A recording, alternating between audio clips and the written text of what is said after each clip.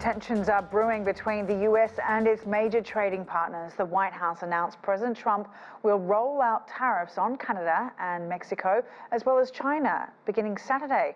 Canada and Mexico will each see 25% tariffs, while China will see an increase of 10%. It's a pure economic. We have big deficits with, as you know, with all three of them.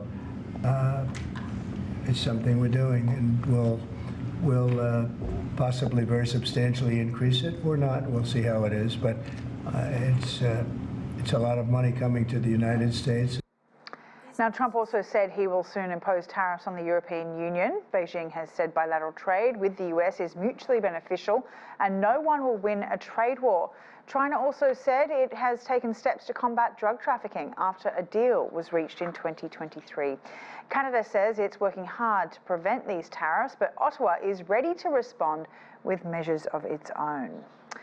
Now, for some analysis, let's speak to Sourabh Gupta. He's a senior Asia-Pacific International Relations Policy Specialist at the Institute for China-America Studies. Good to see you again. Now, tariffs in Trump's first presidential term triggered a trade war between the two largest economies in the world. 6 years on, are Chinese businesses bracing themselves for a sequel? Oh, absolutely, they're bracing themselves for a sequel. And I think what Trump is going to impose tomorrow is just at least with regard to China, is just a first and minor step. I think there are a lot of reports that he has commissioned which are due by April 1st, on the basis of which I think there are other actions which will be very China-focused.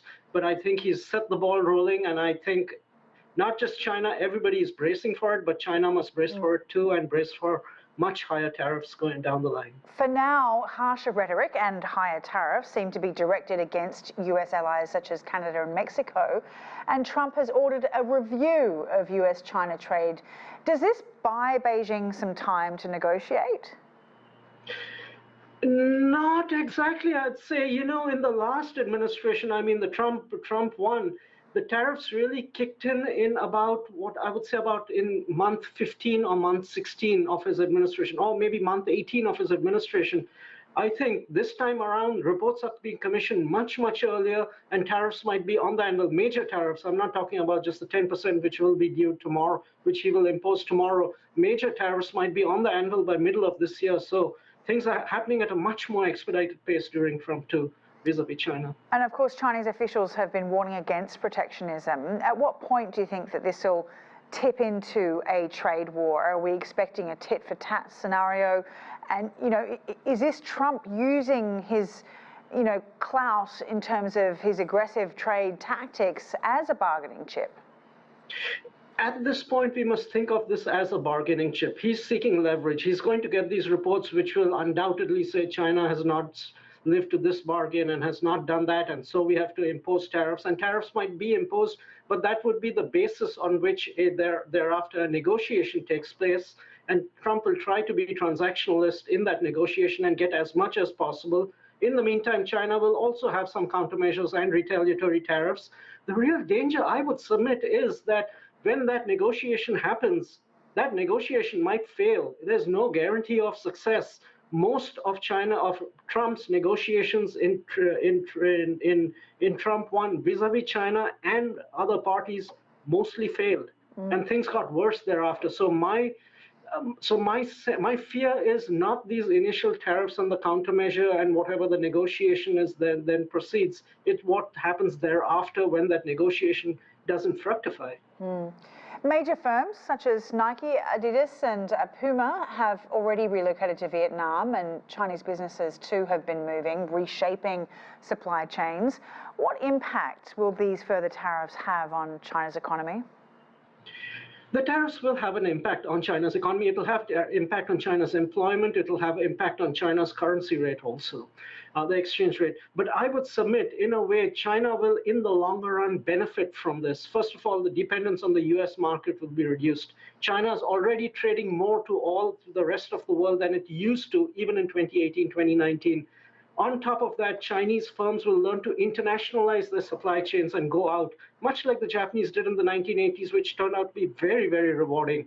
And ultimately, if you notice, China is the world champion in intermediate goods production. So no matter where the good is produced, Vietnam, Mexico, Morocco, etc., it will need a Chinese intermediate input. So China will become a critical part of the supply chain, and Chinese goods manufactured in China, intermediate goods, I think, will remain just as important. But yes, there is going to be an initial shock effect from what Trump does this year. And Trump has cited fentanyl as a reason for the tariffs. What do you know about the measures that China has taken to stem the drug trafficking flow? Trump is making dangerous decisions out here because fentanyl trafficking was the low-hanging fruit which Mr. Xi and President Biden managed to find common ground on. There was a lot of movement, frankly, in those 18 months when the relationship stabilized from July 2023 onwards, and fentanyl was right there. I mean, precursor chemicals have been eliminated.